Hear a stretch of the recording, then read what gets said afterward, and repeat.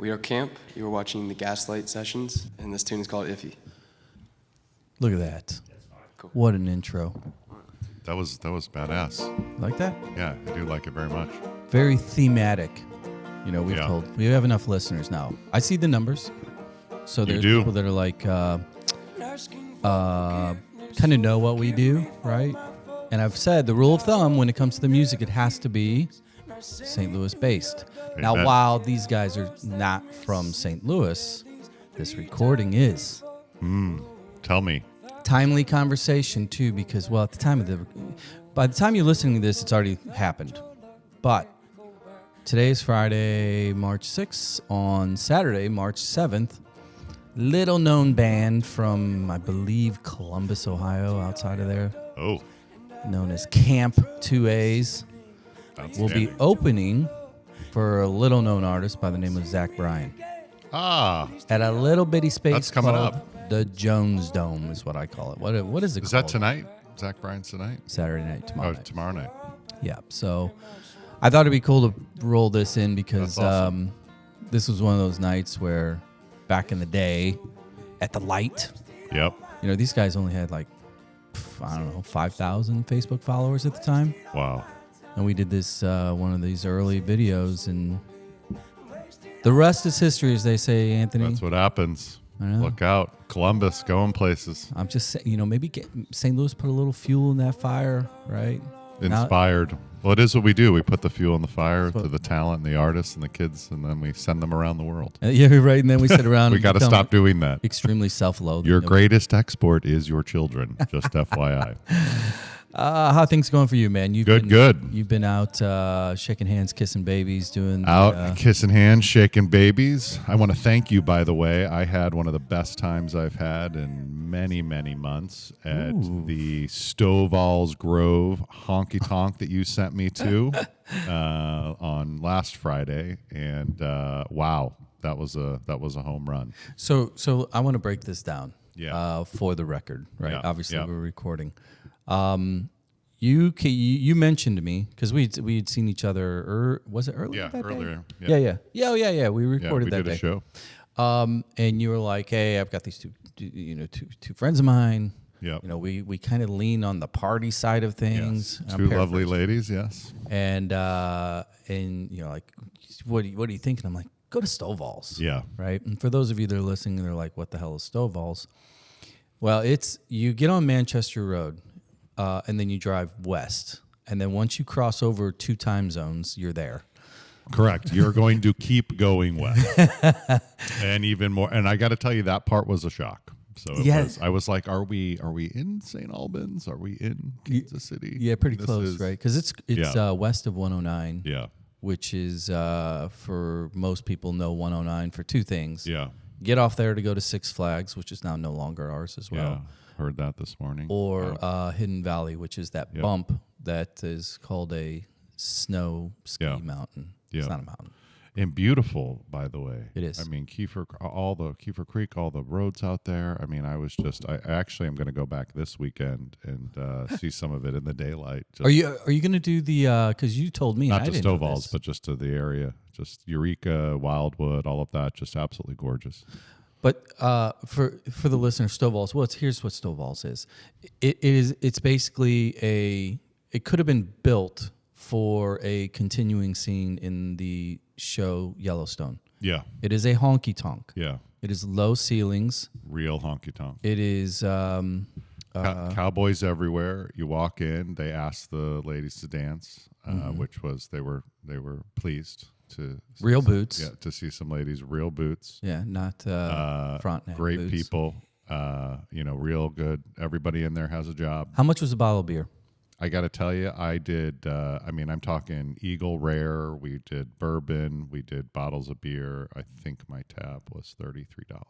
Gosh. Yeah, dude. Sign me up, boss. And so they do beginner line dancing on Wednesdays. Anyone can just show up. More experienced on Thursdays. But then at the end of every month, every Sunday, they do a $20 all-you-can-eat barbecue, and everybody in the surrounding area from all over. They came up from Union. They came up from all over Missouri. We'll do this barbecue. Anyway, I will be going back to that. I hear it's pretty epic. But I don't know. It's just one of those places that there are not many of them left. And a lot of the room is 70 plus, and then it's also, younger people, and they're dancing together. And the band was, you would know the name of the band, but they were phenomenal. All also probably 70 plus, and just tearing it up. And it's just an instantaneously good time. Yeah, it's I've So been thank there. you. I've been there a number of times, and I think it's one of those things that, how when you go into certain places that have a theme that it feels like a theme. Yeah. But it's like, oh, okay. Well, like when you go to Nashville, look, and I love Nashville, but when you go there, everything is kind of pre-planned. Yeah. From a brand standpoint. It's not curated. It's the real deal. Yeah, you walk in and you're like, It's oh, not- no. People actually live close to This here. isn't a theme. Like, It's not a theme park. It's legit, and that's what so many places in St. Louis are. It still has that real element to it, and that part was really, I think, really special. And, if you guys want to make the trip out there, definitely it's worth going. So, and one of the oldest, because I think it's 1930. It's one of the oldest restaurants in St. Louis, or not restaurants, excuse me, venues in St. Louis. I wanted to ask you one other thing before we bring our guest on too. So I want to go back in time a little bit and get an update / recap on your city grade, health grade. You wrote that article in end of January, I believe. Is that correct? Roughly. Yeah. The grade in the window article. Grade in the window. Yeah. And I kind of every now and then. In fact, I did this yesterday. I'll go back onto LinkedIn and look at the original post. Yeah. And I'm seeing like it's still growing. Yeah, people right? still comment on it a lot. Yeah. And what I've found is like we've had a number of guests on since then, and conversations in different circles about kind of the theme of your article, and that is grading the city. Like, what are we doing well as a first-time visitors? And I wanted to ask you, what are the conversations now? Because that article is kind of taking on a little bit of a folklore of sorts. Yeah. In the stakeholder community, as far as like, okay, what are we doing? Are you continuing to have the conversation? Is there like questions / feedback / thank yous? Because I see more people engaging it still. Yeah, I don't think St. Louisans don't love to hear hard feedback. And the thing about it that's been, to clarify, I wasn't giving the city of St. Louis an F, but what I was telling them, or a D, what I was telling them was that is your grade from far away. So once people are here, including we had clients last week who were visiting St. Louis for the first time, one from New Jersey, from Nashville, or from Tennessee, and what they're reading, what they're seeing, where they're coming from, that is our perception. Now, once they're on the ground, if this is done well, and we're there at the airport and they can start really seeing it, they will fall in love with St. Louis, and they really see the asset that we have. It's just how many of them are stuck upstream, not even giving us a chance. This candidate told his husband he was going to St. Louis. His husband was like, "Oh my God, you're going to Missouri? Like, are you going to be okay? Is there even a gay community there? Are you going to be safe?" I mean, these are all the conversations, and this is the couple that had me Acclimate hired to literally start working with them remotely to assuage those fears and actually get them to even come visit and come for the interview. And that's a piece of this process that I don't think anyone in St. Louis really understands. Now, once they're on the ground, he was like, wow, that airport was really pleasant. Coming from Newark, that was actually kind of enjoyable. So even though the airport's quiet, he was like, that wasn't so stressful. And then it was 12 minutes to Clayton, and he was like, to his hotel, and he was like even more impressed. And then, we're eating dinner at Louis, and we're going to wine bars, and we're grabbing, coffee at Blueprint, and we're doing all the things. And he was just really, really, really, really impressed on all of it. But he's like, and this is, again, kind of what I also mentioned in the article. These are people who do research for a living. These are people who really know their way around Yep. a governmental structure. They know their way around Data. They know their way around data, and he was just really. And so that's just something I wanted to get out there. That's something I wanted to share. That's something I want the powers that be to understand, that we have an asset. Not that St. Louis doesn't need work and it doesn't need help, of course. There's all kinds of things that we can work on, but there is an entire pipeline and a horde of people who are looking to migrate somewhere else from where they are, and they're not even giving us a chance. And that's a part of the piece that I think, I think people are it is changing some minds there, because whenever they think about St. Louis, they always think about us, and they think about us as a city and for the people that are already here. What they don't think about is the person and the mindset from somebody in North Carolina or California or New York or LA. Yeah, the perception of the outsider. Correct, and that's really where I want to focus. I want to get them on the plane. It's funny because hence the show, and we'll bring our guest on here in literally 2 seconds here, because our last guest, Laura Sawyer in particular. Yeah, I think and if you haven't listened to that episode yet, go check it out.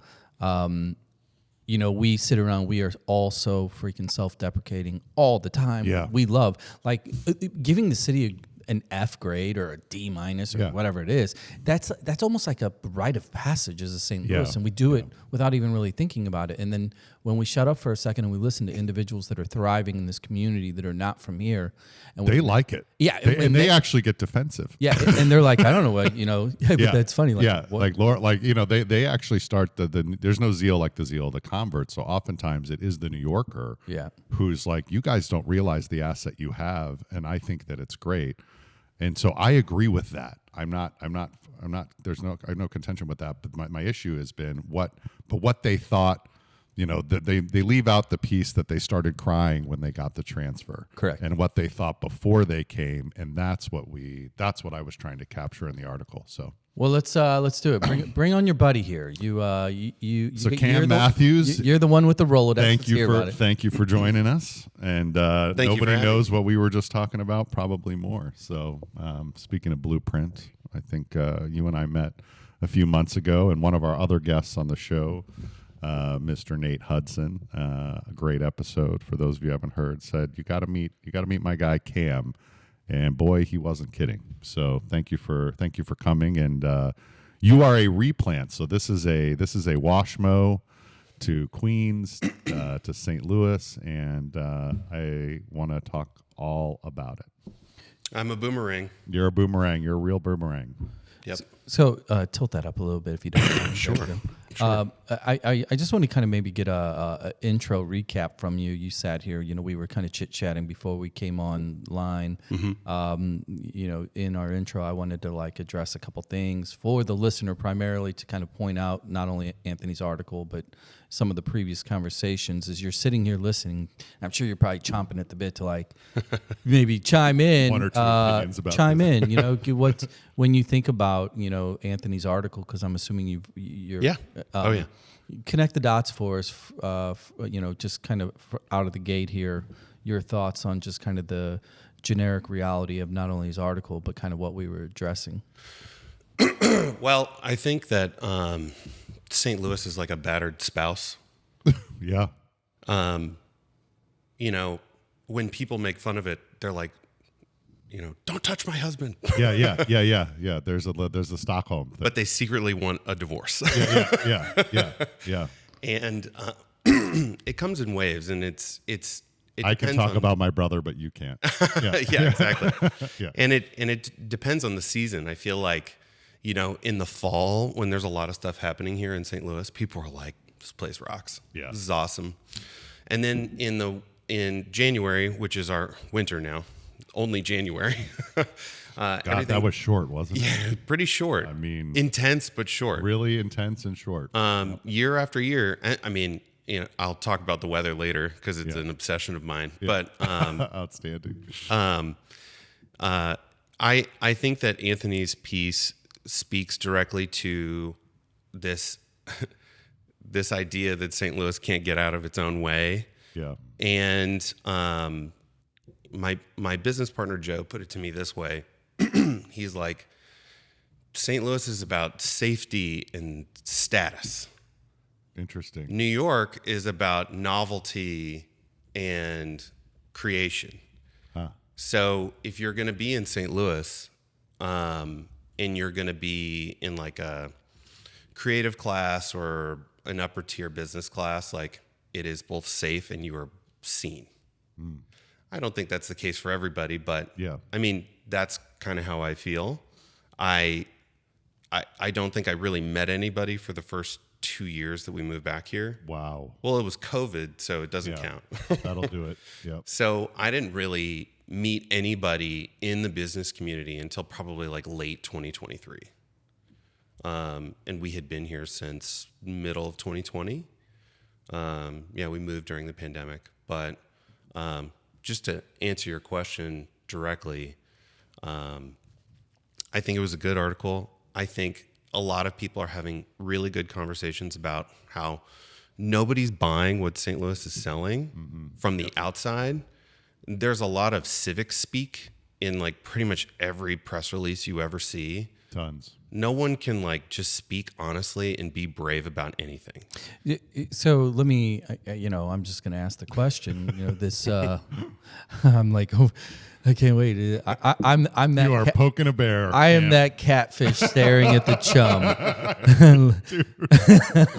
Oh God. Then he's like, please don't ruin things for me. Campaigns, and look, I get why we do these campaigns, but when you along those lines, the 314 or I love STL or I am this or whatever, like when for me, when I see those things, and I do tend to see/hear kind of stories that we all already know. Yeah. People that we already know of, and what the background is. You're in the world of brand, marketing, et cetera. When you see those things as a replant, do you connect with it? I think they're embarrassing. That's pretty direct. Yeah. Do expand. I just think that they're half-baked and lame. Yeah. And So how do you really feel, though? they needed to be workshopped a little bit more. I have no problem with civic pride and civic engagement. I think that is something that we are lacking as a people, but St. Louis has a significant cultural problem that I don't necessarily know how to overcome. But saying, I am St. Louis, and showing drone aerial shots of the soccer stadium is not it. That is not where we can start. Yep. People being civic pride, locals, fine. Yeah. You want to go get to know your town, but to an outsider, is there any understanding on how that perception image lands? there's so much other stuff you can do. Right. How the sizzle reel is Just landing. go to Blueprint on a Saturday morning. Correct. And interview 5 people. Yeah. And you will get amazing stories. Yeah. Talk to actual business owners, not digital business owners. Sorry. And I'm one of them. Don't talk to me. Talk to people who are selling physical goods in St. Louis. Yep. And get their take on stuff. Go to Flowers and Weeds on Cherokee Street and ask them how they're preparing for Mother's Day and what their garden is going to look like in the next 3 weeks here. Go to A record shop. a record store and go to Euclid Records in Webster and ask, the people working there what they're really excited about locally. And they might say no one, but they might also give you a good story. That would be the most St. Louis thing ever, though. They're like, it's all shit. Just buy a record. And look, as somebody who grew up in the St. Louis music scene and played music here for a long time before moving, that's a whole other topic. That's not St. Louis's fault. That is the ecosystem of music itself breaking down into horrifying pieces over the last 5 years. It's not their fault. Okay, let me cue up Spotify here real quick. So it's really interesting. Honestly, that was a teed up question because I kind of, without knowing you, because we just met when you walked through the door here about 30 minutes ago, I knew that was going to be your answer. And I think that's kind of part of the problem. I think those of us that are really embedded here, more on the actual like widget / service side, like the flowers, like the record sellers, etc. Like we kind of know what's going on. And then there are the individuals that are like being paid to create the imagery, right? That is their world. They're living in this brand world, and they're, and those that are creating have voice, but I don't think I don't know where it's going. Is kind of how I feel. What They probably keep to themselves for the most part. Yeah, true that. I mean, talking about my rule of never posting, which is a hard and fast rule, which I might break. It's the ultimate cobbler's kids' shoes have holes in them, right? Yeah. But yeah, people might be like, I have my people. They come in every week. I don't need to post anything on social. I don't need to talk about my accomplishments or achievements. Yeah. So it's a lot of like the noise you hear, which is just noise, and that's just normal. How they say the couple, so the health of the couple and the relationship is negatively correlated to what they're posting online. So it's not dissimilar that a lot of the actually really happy connected attached couples actually aren't they're not putting anything out there. But I think so when they say, "Oh, amazing 25 years," if you read it in reverse, they're it's all in 25 years. I'm not going to say, but yeah, we get a lot of the some of the couples out there that are just putting themselves out there everywhere behind the scenes. It's hey, can we get couples therapy? Let me ask you just kind of an irony-laced question then. Great. Because we haven't been doing that. We've established the replant status. You are in brand marketing, digital marketing, etc. Yeah. You were in New York for a while, and we'll get into that in a second. But you came back, and yet your answer just a second ago was like, "Oh my God, this is all stupid," blah blah blah. And yet is it? Are you are you living the reality of, look, I can talk shit on my brother, you can't? Or is it? Or, and because what was the drawback? What was the boomerang, given kind of the optics and the impression of a grade like Anthony laid out there? Well, it's a sort of a...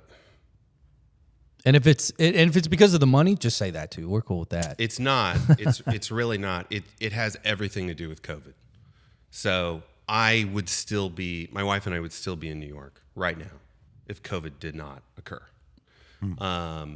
And, we were in our apartment in Queens. The weeks were dragging on. My brother had been living with us for a year. And in the middle of the night, one night, he was just like, he comes in the living room. He's like, "I'm going to go." I go, "Where are you going to go?" He's like, I'm going to drive back to Washington, Missouri. And I go, "Where you're from?" Yeah. And whose vehicle are you going to take? And he's like, "My girlfriend's parents live in Connecticut. They're going to bring down an extra car, and I'm going to drive back to Washington." And he did. Wow. In the middle of the night, he was like, "I can't take it anymore." Did he just feel We were stuck in there. In a little apartment in Queens? Yeah, we would strap on our, our goggles and our gloves and our masks. I can't. Yeah. And go to the grocery store. Yeah. And send photos to my dad, and my dad would just be like, "Please be careful." Yeah. I had a ton of people move here during COVID from New York who actually came and interviewed in St. Louis in 2018 and 19, and then called back. Nice. And said, the sex appeal of what I was really enjoying about Boston and New York in the cities were I can't enjoy them. I can't even step out. Yeah. Yeah. I'm going back to that place where there wasn't a line. So wow. So he was like, I'm coming back. So he was the lead in. Sort of. So he left, and then my wife and I got pregnant. And I was driving a rented zip car to Soho from distant Queens, and at the time there was no traffic, so I could get to Soho in 12 minutes. Wow. It's just truly bizarre. It was like Vanilla Sky, like nobody was on the street whatsoever. I just have all these photos of just no one's outside. What would that trip take not in COVID? an hour and 15 minutes. Yeah, hour and a half. By train also. Yeah, yeah. But my wife and I had a little bit of tragedy. We had a miscarriage, and you take your lumps from New York. And when you're there for 10 years, you learn that you have to take the good with the bad. Mm-hmm. I went and saw, they had a Moth radio hour reading at Lincoln Center, probably in like 2019, like right before COVID. And Roseanne Cash was there, and she was giving this amazing story about being stuck in the rain on the streets of New York. And it was before cell phones, and she didn't have any money for a payphone, so she ducked into a hotel. And when she went into the hotel lobby, she met Bill Clinton. So like things like that happen all the time in New York. Like you have to take the good with the bad. And it just so happened that at that point we were like, we've taken enough bad. It is now time to leave. And it was the perfect time to leave because everybody thought the world was ending. Yeah. And, New York was ground zero for COVID. Like every single night, we would look outside our window and the ambulance would pull up to the apartment building across the street and pull more people out. Every night, every single night for like days, if not weeks. I had people, they were not the cadaver truck. And they had the truck down the street, the chilled truck. The chilled truck. So nobody really knew what was going on, and we just really needed to get out. We actually thought that maybe we would go back, like soon, but we gave up our apartment. I got the last 26-foot U-Haul out of the Bronx. We got these kids to pack it up, and I'll come back to them in a second. These just punks that were stunt doubles in movies and rode skateboards, and they were these skinny, wiry kids. I'm like, how are they going to carry our sofa bed? There's no way. They get everything out into the truck. Weeks later, when I'm in Washmo, I go to the gas station to get a Times, just out of nostalgia, and they're on the cover of the New York Times. For what? For moving businesses having like an absolute bonanza during COVID. Unbelievable. And it's the three of those jokers on the front page of the New York Times. The ones that moved you? The ones that moved us. That's so awesome. Yeah, it was hilarious. And your wife isn't she's got a serious, she's a serious New York gig. Yeah, so she works for New York Magazine. I've heard of that. And they've done okay. Yeah. Yeah, and they like everybody from the magazine like scattered during COVID. Wow. They still have a good amount of people that live in New York, but they're all over the place. And they allowed her to move to Missouri. Where's your wife from? My wife grew up in Boston, moved around a lot as a kid, and then we met at SLU in college. Okay. So you went to SLU, so you knew I feel like there's out there in the world, there's the perception of New York City or cows. Yeah. And you knew, you were one of the people when COVID happened, that there's this world in between. Yeah. Which is funny because I grew up near the cows. Closer to the cows. And then so going to St. Louis as like an 18-year-old was a mini culture shock. Yeah. And then you experienced the middle of the cows in New York. And then when you go to New York, it's a whole different level of culture shock that honestly like took me years to establish. Took me years to get acclimated, like just to walk faster. Yeah, you gotta walk fast. I don't think the tendons in my hamstrings were long enough in order to walk at the speed necessary of getting out of the way. And my dad gave me a training. I looked really closely at Fordham, and I thought about going there, and he was like, so when you're in New York, he goes, New Yorkers aren't rude, they're fast. They're fast. And so, so he walks out of up, the way. so we go and get a slice, and he's like, sausage, well done. He's like yelling at people. He's like, Fordham, where is it? And if you ask if you're assertive and you're fast, they're the politest people in the world. They'll tell you. Absolutely. But if you stand there and you're like, could you show me the, they'll absolutely massacre you. So my favorite thing to do is take a New Yorker to one of our coffee shops and just let them see how long it takes and just watch their heads explode. It does. And I'm like, you got to get used to it a little bit, but But yeah, so okay, so she was so you had the SLU experience, and you kind of know that there's two sides. And not a lot of people who are undergoing COVID in New York City knew that. I don't think that they even knew that there was an out. No, and it was honestly it was between here and then it's not technically upstate, but upstate New York, like Kingston, Hudson area is what we were. Hudson Valley, all that became a popular getaway. Yeah, I think Kingston for a number of weeks was like the hottest real estate market in the entire United States. And I want to make sure we get this. So for the entrepreneurs listening, don't turn off your just turn it down for a second. You don't want to hear this story. But your company, you went to your first client pitch and then they ended up buying you. Is that sort of it, or is it like how did you end up with your gig? I have this deal with the universe. Okay. Where what did you do? Approximately every 3 to 6 months, I get a flat tire. Yeah. Which is true. Yeah. If you were to map out the last several years. Yep. So I'm allowed to live as long as I keep enduring these flat tires, which are extremely inconvenient. Yeah. They are so inconvenient. And I just, right place, right time. I am just a lucky bastard sometimes. Yeah. I was working for another firm in New York. This doesn't happen, kids. Just FYI. I was working for another firm in New York. I wanted to get involved with the St. Louis business community. So I started putting out feelers like to just white label my media buying services to other agencies. Because a lot of agencies here at the time did not have the chops that we had. Yeah. They were mostly in brand work and creative.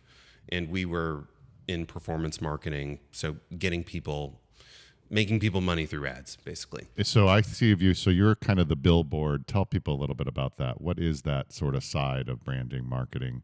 Well, if you sell anything on the internet, I can advertise and market it for you through search and social. Okay.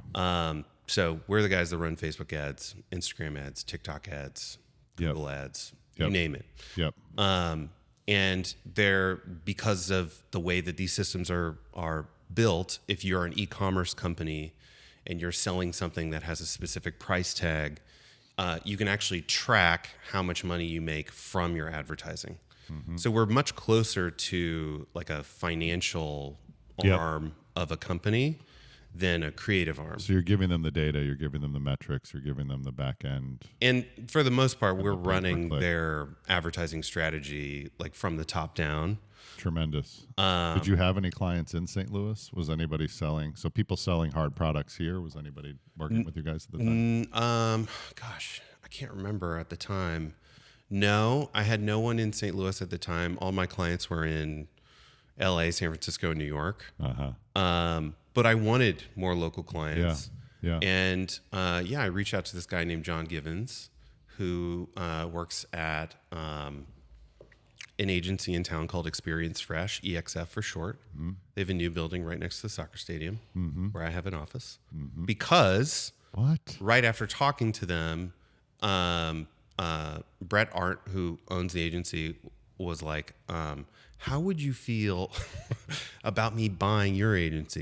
I can't. And I had just started the LLC, and like I had like a handful of clients on my own, and my business partner Joe also did. So we combined very quickly. The conversations progressed over a number of weeks, And Brett is very smart. He was like, look, I can't afford you, but I can afford to buy a piece of you. Yeah. We'll set up a structure where you feel like you're not going to drown because you're going to get like a base salary. I pay it back. We have a interesting / goofy deal, but it's working for everybody. And so, do you guys have an off? Do you have an off? Are you all remote now, or do you have? We were remote for years, but I now have an office in their office. Awesome. Yeah, because their last space was just a couple blocks down from here. Yes, it was. And I didn't have any physical space there. Chris Holt, who runs Tech Artista, was very gracious and gave us a space for too long. Yeah. Sorry, Chris. But very, very kind that Katie, my wife, and I could work out of for the last several years. And did you, when you tell me really quickly, you had a bunch of people coming in from around the country for sort of a seminar or co-working kind of an event, or would it be a seminar? What would it be? We had a retreat. A retreat, excuse Yeah, me. Thank you. yeah. Couldn't think of that word. Where did you end up picking for your retreat? This place called Atelier 1874. What is it? Was it the name of that Pestalozzi or no? Yeah, on Pestalozzi. In Benton Park? Yeah, super cool how place. Awesome is that place? Really cool. There's like a car in there. My business partner Joe got in the car and just sat in there for a few minutes. He's like, I really like this space. Yeah. Cool. Yeah. Why aren't we doing more retreats? I mean, we're center located. We've got all these incredible venues. I mean, what did they think of it? What did the people who came in think of it? Well, Joe lives. Think of the retreat. Joe lives in Manhattan. Yeah. And then our colleague Jake is a world traveler. He lives everywhere, but he's originally from Cleveland. Yeah. What was the feedback? The feedback was positive. I was, of course, the self-deprecating St. Louis. Yeah. Like, look at this fucking shit right here. Like, doesn't this suck? And they're like, I don't know. Of course, it doesn't feel normal, but I Yeah. don't know if it sucks. Yeah, we were on our way to EXF's office in Midtown, and we were driving past that. There's a church like down the street that has no roof. Just the front wall. Yeah, and Jake was like, that looks like it had some damage. Yeah. I was like, I actually don't even know if that's from the tornado. Don't even know the story. Like it could be from something else. Yeah. But the feedback was very good. I took them to Wright's, which is Wow. You guys great. went fancy. Went to Wright's. We went to Little How Fox. did you get a table there? I got the early bird special. You did, the yeah. 5 p.m. Yeah, 5 dinner p.m. is the new reservation. 8. Yeah, Yep. exactly. And it was full. Yeah. Oh, The whole totally. restaurant was full. Totally. But yeah, I love Wright's. And then you did Little Foxes also. Those guys did a round in Brooklyn, I think. Yes, they did. Yeah. That I love place Little is Fox. also ridiculous. We go all the time. Yeah. So, the bar seated Little Fox, I think, is one of the best meals. and then we ended the night at Sippy. Well done. On our last night. Well done. Yeah. So So let me ask you a question then. You know the landscape, having grown up relatively close, spending your university years here, your wife as well, but your wife obviously is from the Northeast, both in extremely kind of creative environments, right, on a daily basis. When you do think about being here now, and with what is the day jobs. What's the pros, the cons, or maybe the draw or the advantages or disadvantages of a St. Louis landscape in the elevated creative world that is usually dominated by New York, by Chicago, by San Francisco? What just for somebody wondering, what's the quick pitch or the white flag Or the warning. Yeah, exactly. Well, I'd like to believe that we are pioneers, but there were plenty of people here before us. And my daughter is 5, goes to a Montessori in Webster, and we have met amazing people through her community. Is she on the tracks? Yep. My kids went there. Oh, really? They're older, but yeah. Oh, yeah. I felt a bond, man. Yeah, we'll talk about that. It's because our kids pick up their own shit. It's really good. That's awesome. That's really awesome. JB's looking at you like food. I'm like, oh my God, yeah. I'm just a giant shrimp. Hooks set. I've never heard him say so little in the history of B-Sides or podcasting. So, It's the coffee. but at this school, I think there's 6 families from New York. Wow. Yeah. So everybody found each other, and we're already hanging out all the time. And there wasn't a memo. And I don't really give a shit if our kids hang out or not. Yeah. I want to hang out with them. Yeah. And so, Well, they're Montessori. They're self-sustaining. Yeah, The parents yeah, hang yeah. out, kids go away. Uh-huh. They Yeah. can handle it. They can It's handle like, it. It's like the old 90s parties. So, What are the we're adults doing up there? we're having a lot of fun in this community, and we've met a lot of people who work in a creative field there, and I didn't know that this was here before, or I knew it was here. I think I put it to you this way: I'm a couple years ago, Union Loafers had their bagel pop up in Tower Grove. Yeah, tell me about that. And it was on New Year's Day, and they're like, "Come get bagels." New York style bagels, Yeah. boiled bagels from our commissary in Tower Yeah. Grove on New Year's Day. And so I went and I didn't get a bagel because I was in line for 2 hours. Oh, They stopped right before it came up. that's brilliant. But I was looking at this line the whole time and I was like, here they are. Yeah. These are the It people. was the journey, not the destination. Exactly. So you And of went course- for a bagel, but you found a friend. I talked to no one. I was severely hungover, but I knew Hyperglycemic before Yeah. the bagel. Yeah. Oh God, when you're waiting for a bagel and you're hungover, and then you don't get it. and then you don't get it. I mean, savage. I went to McDonald's. It's like running to the bathroom and it's locked. Yeah. Oh, brother, I'm so sorry. We were in the middle of a bagel run. Yeah. Yeah, bagel run. So I'm in this line. Are we recording? Yeah. Are we on? red. Oh, lovely. Oh, wow. Oh, All right. okay. All right. Yeah, I'm in this line on New Year's Day, and I'm counting like how many hundreds of people are in this line. I'm like, this is the St. Louis that I want to be a part Yeah, of. yeah. I know that they're in this line Yeah, right here, yeah. and there's maybe 400 people. And so, just can I set it up for the listeners? So, just so you know, the where am I going to find a bagel in St. Louis? And Ted Wilson and the crew over there at Union Loafers, the bread is unbelievable. I mean, I'm talking people from San Francisco, people from New York City, from around the world. Everybody goes and gets a loaf here, and all the fine restaurants are using it. But don't take a New Yorker to Emo's. Take them to a Union Loafers, at least at first, and then La Pizza or something like that. But Union Loafers is definitely the front line and the home away from home for many people from the New York area. And then he was doing these pop-ups, and he opened up what ended up becoming Bagel Union in Webster. So but Bagel Union is not opened. Right. So this guy decides, he takes his unbelievable sourdough, and I'm going to start making bagels. So I'm guessing hundreds of people showed up. But who would be in that line would be, my the guess would people be like from the East Coast. would be an unbelievable group of people, and Yeah. all the transplants probably in St. Louis. Yeah, that's exactly correct. Okay, So okay. I knew. So you're I in knew this that- line. Yeah, exactly. So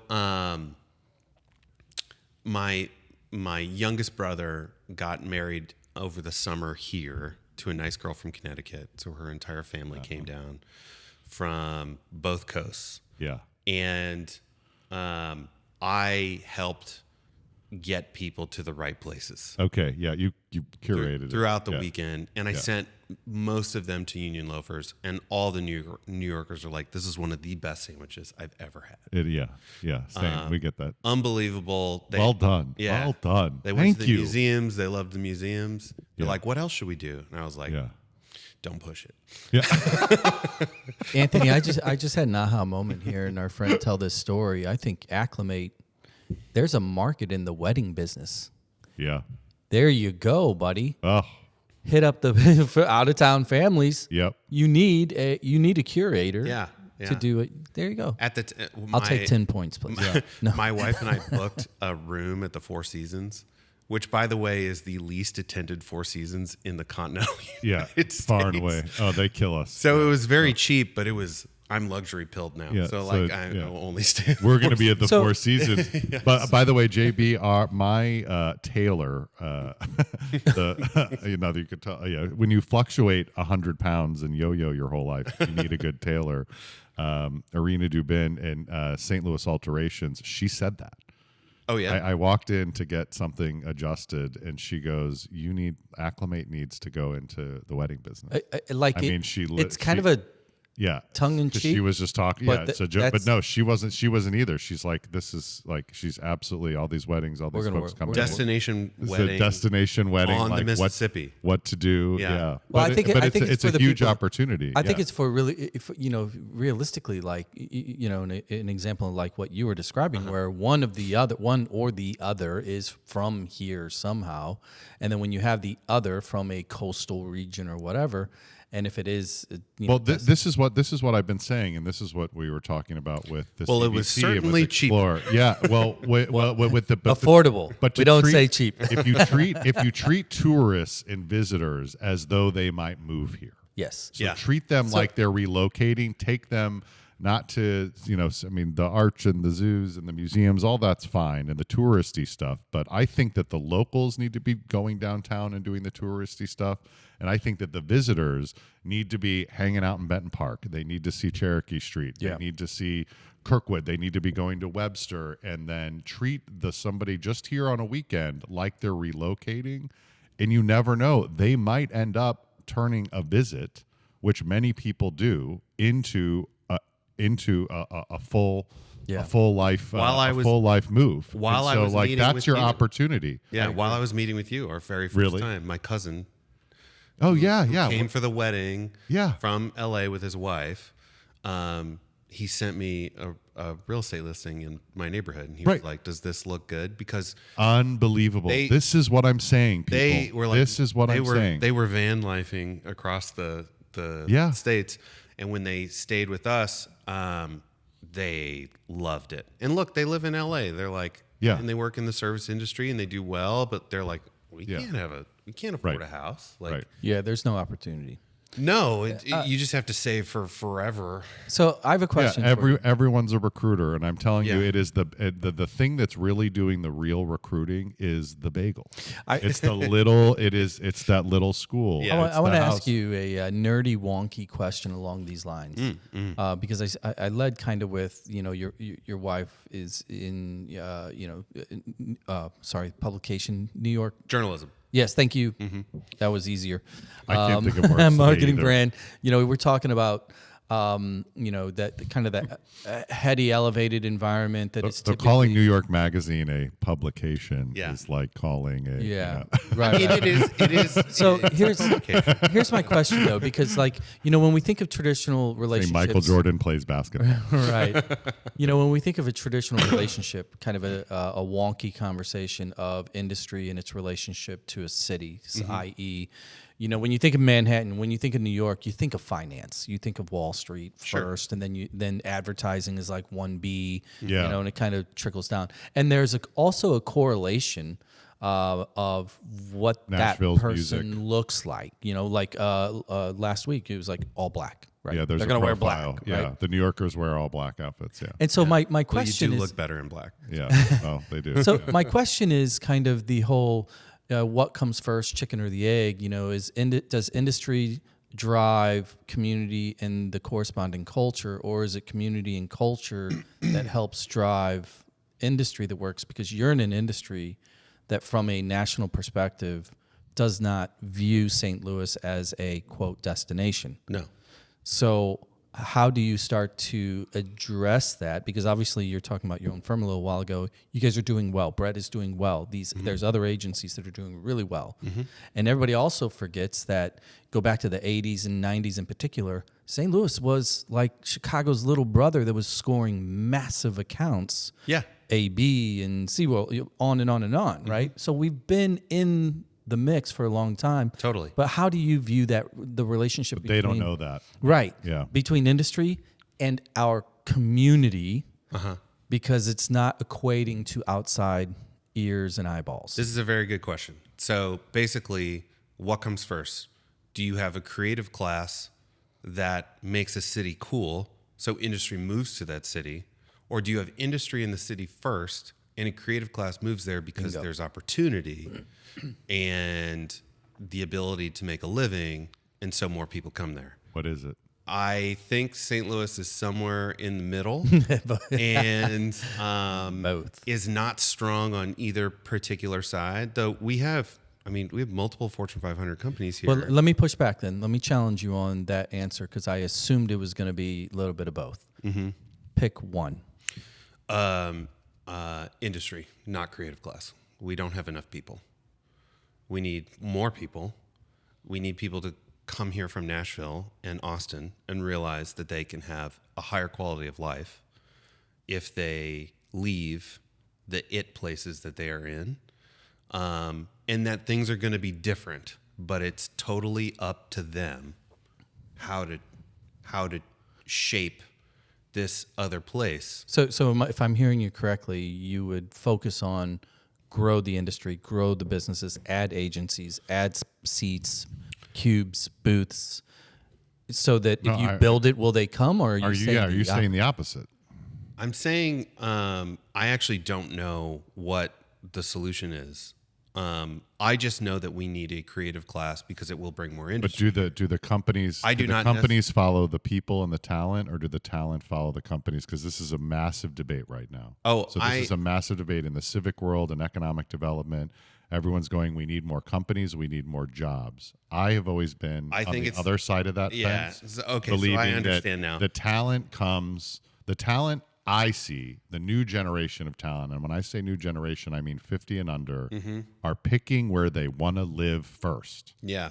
And then it's the companies will follow. It's and Seattle, late 80s, 90s. It is Nashville. It is Seattle. It's I want to live in Denver. I like it here. And then I'm going to pray like hell I can find a job. Well, things are rapidly But changing. you can just, if you've not found that, and they are really changing, especially now. So I'm very curious what that, now with the economy being such that it is, now maybe people will start, like, here's a paycheck. Yeah. And they might start going anywhere for that paycheck. So that could be a 10-year-old argument. So I'm just really curious what you're seeing from the front line of that argument. I'll try and think about it like big brain and then try to. Because a lot of companies go, if we put our company or our agency in St. Louis, am I going to be able to get the talent and get the talent that I'm looking for, or it's just easier for me to find? Or maybe now that people aren't reloading and there's hybrid work, maybe location doesn't matter at all. What are you seeing out there? Here's what I think that you will see very soon. Yes. Individual people and extremely small firms in media, in advertising, in the creative class, and certain levels of business that have the option to live anywhere in the United States. And they might make somewhere between $175,000 and $500,000 a year, and they need to pick a place that is more affordable than the coasts. Yeah. Where they can send their kids to school. Yeah. And where they have enough money to travel whenever they want. So that would be like the New Yorker or the Goldman or any people, whatever their industry is, they can go live in a small town because they're going to be coming in maybe once a month or a couple of weeks. Well, and I think what you're going to see is a lot of really fuzzy data on movement. Yeah. Like people are just going to move to random ass places. You know what's funny it's is the lowest mobility it's been in over 40 years. I had this like nerdy epiphany the other day because I messed around on Stitch Fix, right?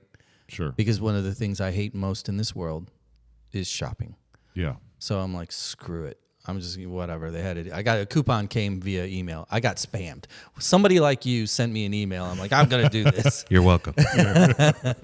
And as I was going through this thing, I was thinking to myself like, this is really kind of cool. I like how it's like curating because I am, my Spotify playlist, my little AI grok, it knows me. Yeah. It knows exactly what I want to dig, find, listen to. And it knows you need some new clothes. And Stitch was like, the first box came out and, they send you 5 things. And I'm like, I don't like these 2, send it back. And I tell them why. My next box came out and I liked all 5 things. I'm like, okay, this is brilliant. But I was thinking to myself, like, you're talking about, that person making $175,000 to $500,000 a year in coastal markets or in mature markets.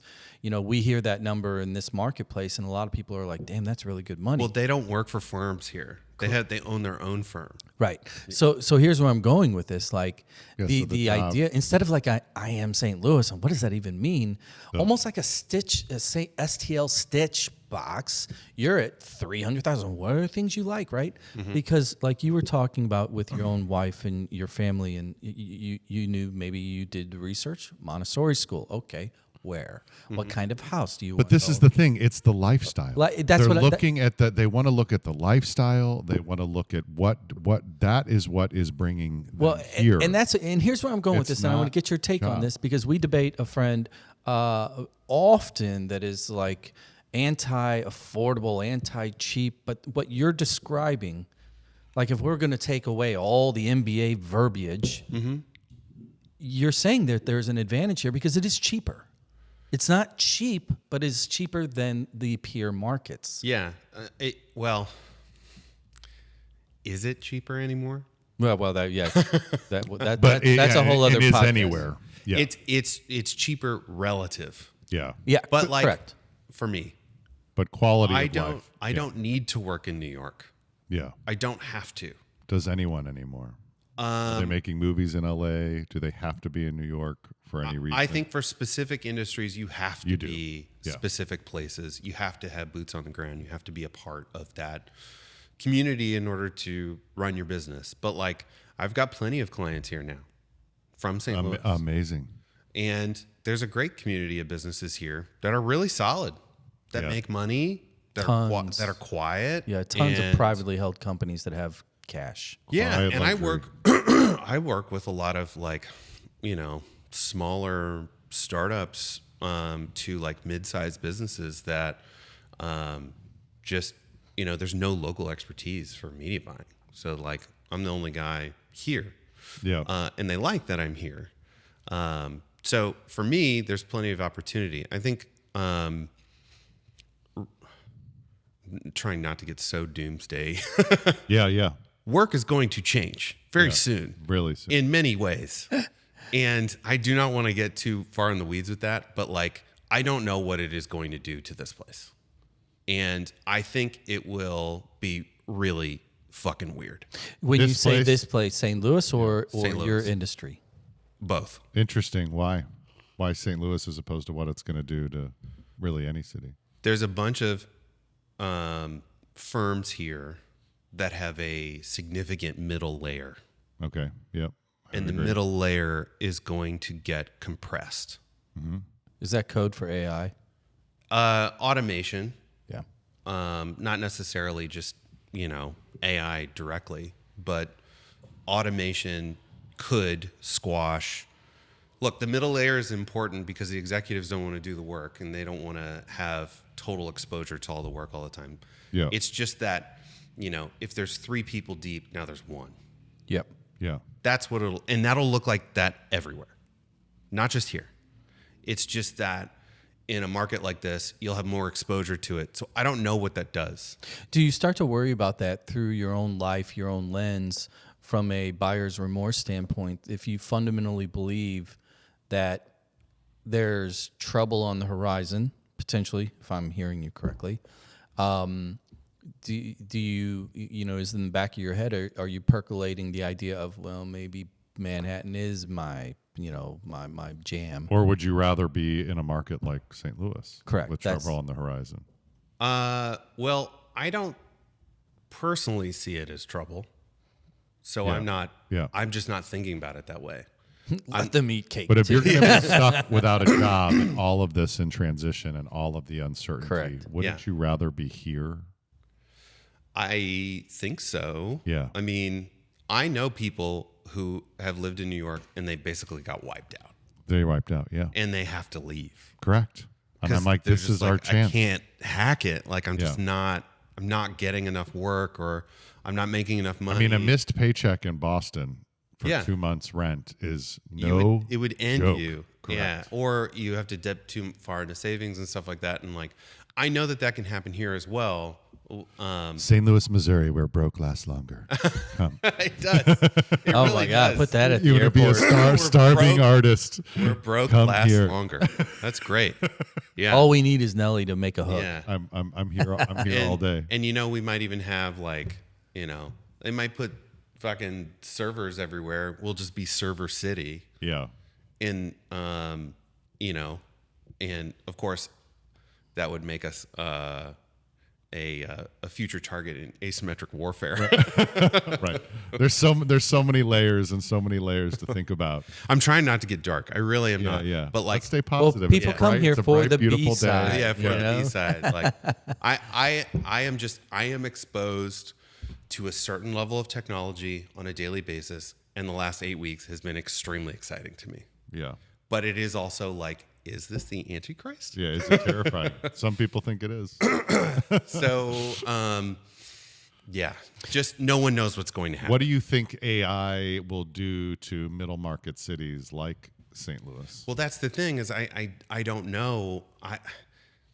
People here are very entrepreneurial, so I would hope that they, take their future into their own hands and learn the tools if they need to learn them. Yeah. But Well, I'm going to throw something past the two of you because the other day on my other pod, I was lucky enough to sit down with Jim Gable, who was a guest on this show a while back, and Matthew Porter, both of them incredibly successful individuals in tech space, telecom, and then Matthew Porter directly in data centers and build out, et cetera. And we had a conversation about data centers, AI, St. Louis region growth, et cetera. And when we were talking about the city, kind of trying to set the table, they both pointed out that St. Louis is a very unique city in so much that when the economy, when the markets, when everything is booming, we do good to maybe slightly above average. But on the flip side, when the economy struggles, when it suffers, when it starts to fall, St. Louis also still does good. It actually does really well. So it's this kind of like baked in. Look at the 70s. Look at any high inflation. Right. When things are rough, this is a great place to be. Yeah. So my question to you is through the lens of that, knowing, because what we're doing is we're connecting a lot of things that we've been touching on. We have a ton of successful businesses here. We have probably the highest percentage kind of concentration of privately held industry, at high levels compared to most major cities. Sure. Right. So we have that. We have all of our infrastructure. We have all these things, right? We are You're below the ice. Yeah, you're above the hurricanes. You have more water than any city in the world. The piping is messed up, but we have the water. It's at least here. We do have the water. And we're slow to the tech kind of the creative market. We're usually a little behind the eight ball, or if not a lot behind the eight ball. So all of those things, I'm throwing a lot at you. Yeah. In the last 8 weeks, you said you saw shit that's really blowing your mind. Your business, your personal business is doing very, very well. You're in it. We're doing okay. You're working with a team that is going in the right direction. You're in a community in which you're maybe daily surprised by, oh my God, I didn't know there were people like this here too. It's going well. Do you think St. Louis is well positioned to survive this pseudo Armageddon? All things considered, if you had the keys to the car, what is the pitch for those that are scared of 6 months, 12 months, 18 months? What might happen? Yeah. Oh, man, that's loaded. It's a lot. I think that firms here are smart enough to take care of themselves and not get wiped out. I think that there's enough differentiation here where there's not a lot of overlap between what firms are doing, where everybody's got a cut of the pie. And I actually think more people moving here means more pie. What I am worried about is that entry-level jobs will start to diminish pretty significantly. Can I ask kind of a parlayed question then? This is the city of the middle manager of that middle. And, and it's going to get pressured. So let me ask a strategic question. Like Gen X will be okay, but the ones in the early professionals might have a harder time. Having come from New York, where you worked with our ad agencies that were easily able to go out and hunt other markets because of the reputation and the skill sets and ability, do you think St. Louis could morph into a similar, instead of a farming community in which we just work on our local clients and the business that we have that we've already alluded to, do you think we could become a hunter community and go to market and compete against firms, agencies, mindsets that are New York or Chicago, et cetera? Absolutely. And I have seen amazing design work being done here in the city. Yeah. It's just all about experience. Like you said it before we started here. It's like we were the 1990s Kansas City Royals. Yeah. The Yankees just kept taking guys who were great, who were underpaid from the Royals. And they kept going to, the top team in the league. And we are, a farm club for... We train them up. And send look, them out. when we were in New York, I met Missourians all the time. I know. And we lived Around near the each world. other. Yeah. And we hung out all the time. And I met Midwesterners throughout the entire time that I lived there.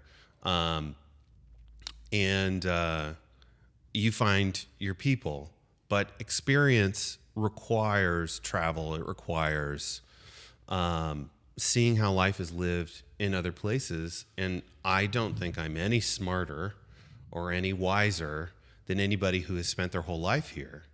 But I have some differences. There's a in real perspective. opportunity in the boomerang community. I agree with you. I In the can't- replant community, I mean, it's really have to- what they could do as far as impact is really special. I have to look up what the quote is. I don't think it's T.S. Eliot, but it was something about St. Louis is provincial.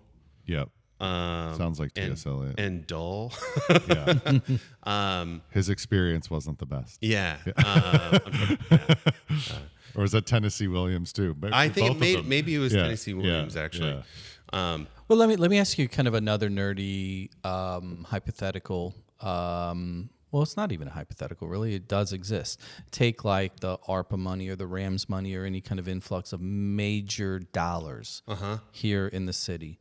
Over the past 3, 4, 5 years since COVID, what we've seen is we know the better money. spend it. We know the money's come in, but we're not seeing spend or an activation. So this is, I want to move slightly outside of Yeah. the direct purview of your industry. Sure. But Thank God. but knowing the city the way you do, and looking at the things that you engage with, or the things you enjoy, or those things. Sorry, how would you spend the money? What would you focus on from a more of a civic perspective if you were to invest $250 million, $500 million, $1 billion into the area? Where do you start? What do you focus on? That's a great question. Well, first of all, I think that some of that money, I think all of it has been appropriated. Correct me if I'm wrong, but like, I mean, that's part of the problem. We don't know. we don't. I guess we don't. I'll have to. We'll fact check this after. But I think that a lot of it was appropriated, and during Tish's administration, I think that they got most of it settled. But like, the Rams money sat there for a really long time. Look, here's what I would have done. And Tashara Jones, you mean? Yes. Yeah. I affectionately call her Tish. Oh, okay. Yeah. Like the New York school, NYU. Yeah. Right on. But we got to do what Tulsa's doing. Which is You got to pay people to move here. interesting. So give people, So that program's called Tulsa Remote. yes. Yeah. So they give people 10 grand, and then they hook them up with a real estate agent. And I think that there's some tax abatement thing that they can get. I don't know all the details of the program, but like, you can make a sweet deal Yeah. to get people to move here. And like, is St. Louis better than Tulsa? Fuck yeah, it is. Yeah. Tulsa, By I have orders of magnitude. I have Yeah. spent a lot of time in Tulsa. My dad is from Tulsa. Yeah. Tulsa is a sleepy, weird little town that just so happens to have 3 Hollywood shows shooting in it at the same time. Unbelievable. And it is growing like crazy. And people Tax credits. who are remote workers Meanwhile, DTF St. Louis is still being done in Georgia. In Georgia. Yeah. What a great look. I'm so tired of Bateman, gaslighting. You think there needs to be a lead in with an actual cash payment? Yeah, unfortunately, we don't have a lot of places for people to live. It's Jared Holst. You know who he is? I correct? sure do. Uh-huh. Yeah. He has one of those ideas. His idea is not like a cash or a home specifically. He pitched the idea, put this money into a kind of a financial vehicle, et cetera. But if you move here and family, your kids, you guarantee free university, right? So if you come, you live here, any state university, covered. Right. And there were a couple things there that I thought was really brilliant about the strategy, because, if you offer somebody a little bit of money to buy a house, that's kind of that's a front end loaded bribe, in which once that's transacted, then all bets are off. Right. Yeah. It could be 2 years, 3 years, 4 years. Oh my God, I hate it here. I'm out. Yeah. But if you move here with a 3, 4, 5-year-old and you're like, shit, free college? It's too long of a time horizon. You know what I'm saying? Like, so somewhere. So in my opinion, I do not think it works because I watch people all day, every week that we work with who are being offered $2 million, Yeah. who are being offered options, stock, salaries that make your head spin, and if they can't find the other things that we're talking about, So you- lifestyle, education, quality of life. If they can't see it or it's not positioned in a way where they understand it or their loved ones understand it, Yeah. they will not come no matter what you bribe. Yeah, I'm not gonna look picking at a the horse. To be honest. yeah, I know. I want to look at the data on Tulsa Remote, and I think because it's a good opener. But here's the other thing that happens: you give them the money, and then they come. But if they're not integrated, they're in the wrong neighborhood, they don't have the right resources or connections, and they haven't been glued in. So Anthony and they're would not, have and to they're- be a part and of they're that not, and they're pipeline. not finding. I'm not kidding. And they're not finding union loafers. They will leave, and we see that all the time too.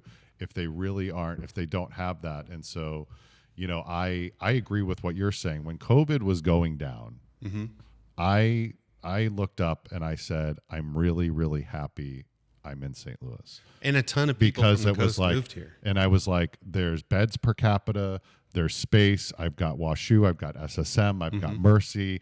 I'm looking at people in San Diego and packed in like sardines. And I was like, I would rather in an emergency, when shit is hitting the fan, I would much rather be here Sure. than almost anywhere in the world. But how do we get that message out? How do we get that message that there is this canvas here?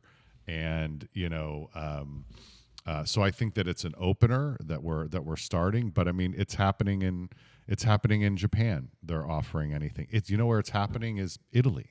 Yeah. They're telling people, come, and it's not, if they don't feel like they can sustain it and they can't work, again,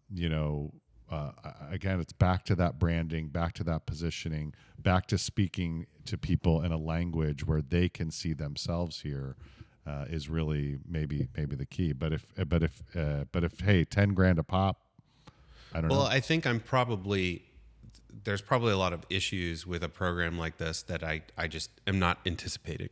Yeah. So I think one of the things is like, we've got tons of housing stock. It's like you have housing But see, stock you're in right about totally that. abandoned places of the city. Yeah. No, see, that's correct. So like working on, we do need a place for them to live, and we don't. Yeah, and like we have a lot of apartments, so we can get people to move into apartments, but they're going to want something else. Yeah. So there has to be this willingness to like live in an apartment, to like, there's really nice condos and apartments here. Yeah.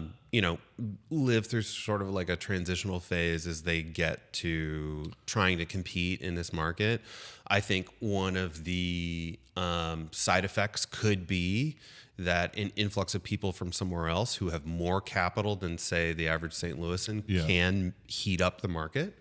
The real estate market is already hot, I think, here, and it has been for a while. But in my neighborhood, houses are going in 4 or 5 days. Still. Can you tell like a snapshot of your life? I was in your neighborhood, which is Lindenwood Park, by the way. Mm-hmm. And I was at, they were doing a Halloween deal, a block party. Yeah. And they blocked off a couple of the streets, and there are all awesome. of these all brick gingerbread houses, and the block was packed with kids.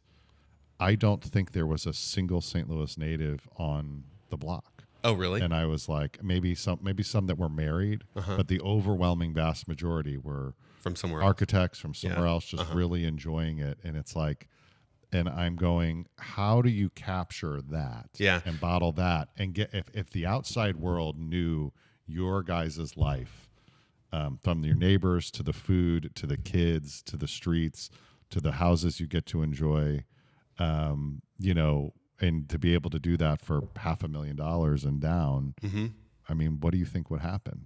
I mean, I was telling my friends, like, look, guys, I moved here, and I gave myself a significant raise by moving here. Yeah. And then things got even better.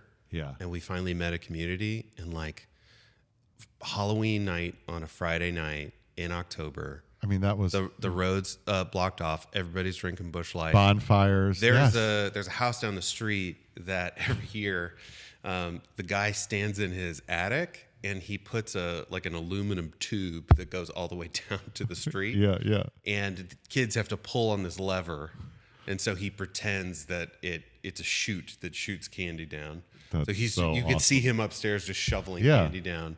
And everybody's having a great time. But And we're walking to Blueprint, which is like a coffee shop that's Mm-hmm. legit amazing, inside of an old filling station. I mean, it's like abs- you don't need to go to Brooklyn. We have picked that neighborhood simply because of Blueprint, and we Not had Donut Drive-In. Yeah. Donut Drive-In was icing on the cake. Also literally. amazing, by the way. No And pun then, intended. We have LeGrand's and Donut Drive-In and Blueprint right there, and then Scald is moving into the old counterculture space. And they should be up and running pretty soon. Trattoria. And we have Trattoria. We have Menu Rui, yeah. which I've never been to, but looks amazing. And they got the second best we got restaurant. Chipotle, Yeah, Jimmy John's. Yep, of course. But like I can Chick-fil-A. Yeah, I can walk to Target. Like it is possible for me to walk to Target. And we walk everywhere. And for the first couple of years we were here, we were the only ones that we'd ever see walking.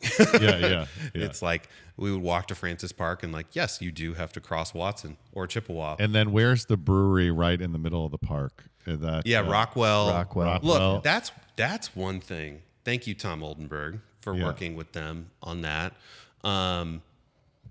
That is a magic spot. Everybody's showing up in golf carts. When and we just have our like when- the kids when and the friends- family. Yeah, and- when friends from out of town come and stay with us, and we go there, they're like, "I love your neighborhood. yeah. Everything about it. I take people to You're that. in the center of everything." And I have to talk about my neighborhood for a little bit. Our block captain, and many people might not know that like certain blocks in the city of St. Louis have captains, and they all report to the alderman, or they want to. Yeah. That's My so block awesome. captain has been on our street for 38 years. He has thrown a block party every single year. He claims that he has the world record for the contiguous block party over 38 years. But if I need anything, we have this incredible community of neighbors who have been there for a really long time, who really help each other. And like, you can absolutely have that in New York, you can have that in LA, you can have that anywhere, but there is a different family style community that we have in Lindenwood Park that feels truly wonderful, and we feel very, very lucky to be a part of it. Why And do you think it's different? I don't know. I mean, it takes two. It's a two-way street. Like it's a Midwest thing. well, it's a two-way street though. You have to be willing to be a part of a community. Yeah. We have, nationally a civic disease Yeah. where it's like, I don't fucking care what my neighbor does. I don't want to know So who funny he is. that the replants and transplants put the onus on themselves. Yeah. Well, collective action is a real problem. Yeah, I mean accountability is a thing. But and I'll share this one anecdote. Before, I can't remember his name. Narayan is our alderman now. Yep. Before him, when there were more wards, we had Car Wash Daddy. What is his real name? I know who you're talking about. Dark hair, glasses. Yeah. I'll think about it. Go on. Bright fellow. He's retired. But I wasn't looking for a professional alderman. And honestly, this is directed at all the aldermen. Yeah. I wasn't looking for a professional alderman. I was looking for fucking Car Wash Daddy, Yeah. who I could call on my phone anytime. Joe Vaccaro. Joe Vaccaro. Yeah. I could call anytime on my phone. I had a cave-in on my sidewalk in front of my house. Nobody at the city at 411 wanted to help me. I call him. I'll get a crew out. 2 weeks. No problem. He would show up at my door if there was an issue. I would call him. I called him one time because a trash truck spread trash all over Chippewa. He's like, I'll get a crew down there. I'll make sure it's cleaned up. And you have a human to call. Because Someone to call. that is what an alderman does. That is what a city council person does. Yeah. They live in their community. They help their community. They work with their community. Look, I don't know Brett. I don't know him at all. I've emailed him many times, especially with the snowstorm last year. Yeah. Because everybody was pretty pissed and affected by the inability to fucking go anywhere. Yeah. Yeah. For weeks. You mean the not paving of the streets? Yeah. Like that. Yeah. Well, the streets were covered in ice. Yeah, yeah. And I don't really care whose problem that is or whose fault that is. Yeah. But there were some things that could have been done. Let's Yeah. just be honest. Could have gone the Mom Donnie route and just paid everybody $35 an hour to go and This is what I'm shovel- talking about. like It's it just like, solve problems. this city has such a failure of imagination All right. all the time. I'm like, guys, just like in New York, we do, and my wife, she's like, your idea is stupid, but this is my idea. Alternate side parking before a snowstorm. Everybody parks on one side of the street so the plow can go down on the other side Let's of the not street. get crazy. Now you're really, yeah. And people are like, well, where would I fucking park? And I'm like, anywhere else. That might require having to walk half a block. Yeah. Oh my God. Not gonna- Can you Yeah, believe that's it? infringing upon their liberties and I know. personal freedoms. I know. Yeah. I mean, we're used to, people not from here are used to paying $50,000 a year for a parking space 5-6 blocks away. Yeah. Exactly. Boston and New York. Tell me, you wanted to mention another favorite topic of St. Louis. You wanted to talk about the weather. Oh yeah. The weather is a problem. Yeah, tell me. Well, when I was a kid, it was much more, and maybe I'm just misremembering it, but like it was more stable. And Interesting. now it is definitely much more chaotic Yeah, here.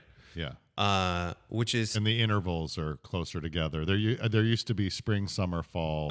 Yeah, winter. and now we just have 1.5 months of winter. Yeah. And the rest of the time is summer. Yeah, And we have a little slice of fall. in between storms. Yeah, in between storms and in between Yeah, I think you're right. it's 75 on Christmas Day. I mean, Christmas was hot all December was just hot as hell. There was maybe one weekend it was cold, and then when my daughter was born here in 2021, and it was 70 degrees in February when she was born. Yeah. And it has gotten into the 70s every February Yeah. I have been here. Yeah. Which I remember warm days as a kid. Yeah. In like January, one of those. You'd get a couple 24 to 40 degrees. But it'd Yeah. be sunny. Yeah. I don't remember this big of a swing. Man, my allergies. I don't have allergies. They were nuts over the weekend because everything was just like alive. I sat next to a guy last night at a gala, or shout out to Dr. Philip Kornblatt. But that is one of the things when you move to St. Louis, you got to get a good allergist. And we have truly, We do have an army. truly worldwide. And I mean, they're not only are they allergists, they're professors. I Yeah. mean, the allergy, what is it about St. Louis? Well, I know where what it is. People who've never had allergies their whole life Yeah. move here. And it's allergy. It's an urban planning mistake Huh. because they planted mostly male trees here that have all the Fascinating. pollen. How the hell do you know that? Because I know a bunch of dumb shit. Yeah. I delete, really important information, Right. like where my keys are. You and Claude. Yeah. You guys are digging up the finding- AI This is before my friend Claude showed up. I started using Claude last week. It's better. Wow. I It's did impressive. I did the It's- take a stand thing. it's a I difference. switched from chat to Claude. Yeah. Do you know how to migrate it all over? No, I just can't. let it all go. You have to Okay. let it rip on the You new just one. have to let it rip on the new one. And I also talked to something with you about JB's King for a Day question. Oh, I'd love to be king. You for a know, day. you were talking about kind of foothold anchor neighborhoods. Yeah, like a beachhead. Why don't we really just build out a beachhead and then go to the next and go to the next because we're so dispersed? Could you tell me a little bit about that and kind of It's just one what made you think of that? It's just one idea that I think because I think could it's a work. really good idea. You could, I mean, It's so many neighborhoods in St. Louis are happening simultaneously that they all take away from one another, and you can never get a critical mass. they could, yeah, that could be something that is happening. Again, you need more volume of people in order to make any of this work. Right. But Cherokee Street is our longest street of stuff. Yep. So just do whatever you can to make it as excellent as it, and this is just one example, make it as excellent as it can be. Another example would be, which I think is actually a better idea, is the Central West End. Half of the Central West End is like, what the fuck happened here? Yeah, really quiet. Like, yeah. well, not just quiet, like it's messed up, like it's blighted. Like there are empty storefronts all along Euclid. Tons of them, yeah. And when I was at SLU, it was bumping. Bumping. That was the place I know, to but be. there weren't as many. That's what I'm saying. There weren't as many When restaurants. you were in at there? SLU, like it was the Central West End, it was parts of Clayton. Yeah, And yeah. whenever you make a The new Grove neighborhood wasn't in even a St. thing Louis, you're taking away from one that's succeeding when you start it. You want to start new ones. I mean, this is a wonderful thing, but there's not enough critical mass of people to fill all of these neighborhoods. Well, look no further than like Benton Park and South Soulard. Correct. Once Sydney Street, once Kevin Nashin and Gerard, Right. set up shop. That you could argue that completely shifted the dynamic, Right. and accelerated that particular region. And now there's been some turnover. I mean, Chris is still there, and it changes things. But that was a beachhead. It absolutely was a And beachhead. Botanical Heights was, Yep. I think one of those places where that could have been done. Perimba leaving, I think. Yeah. Do you think that So we lost Oleo, and we lost let me circle back around to just a really simple question. establishing along these beachheads. lines. You talk about Cherokee Street, like in my brain, because I love Cherokee. I have Mudhouse has the best bacon scone on the planet. Shout out to Nate Burrell. Nate. Nate's down there, my boy. Yeah. Whiskey Ring, you shot in a beer. That's where you We go. did a show on Whiskey Ring. Yeah. 2720, great. On and on and on and on. But Choose again, our only a club. simple solution. Steal from what the Hill did.